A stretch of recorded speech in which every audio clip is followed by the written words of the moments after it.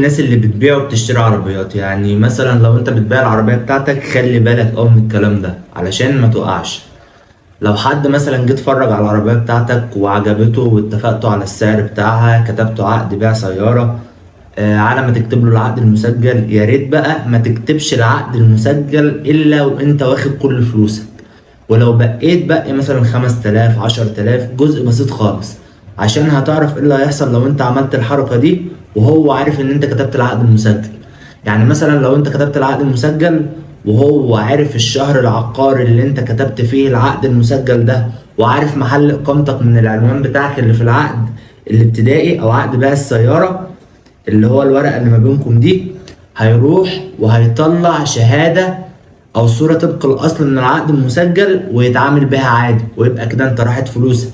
فعلشان تضمن حقك وتضمن فلوسك اللي باقية، لو انت ناوي تبقي فلوس كتبوا شيك او ايصال امانة او ورقة يعني تحكم الدنيا ما بينكم، عشان لو انت مش واخد عليه ورق وهو ما بيراعيش ربنا هياكل عليك الفلوس ومش هيديك جنيه.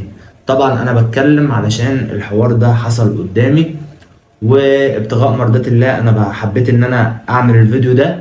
ويا ريت محدش يستخدم المعلومة دي غير في الخير وبس، والناس هتعرف المعلومة دي غير لما انت تاخد شير. يعني يا ريت تشيروا الفيديو ده عشان يوصل لاكبر عدد ممكن.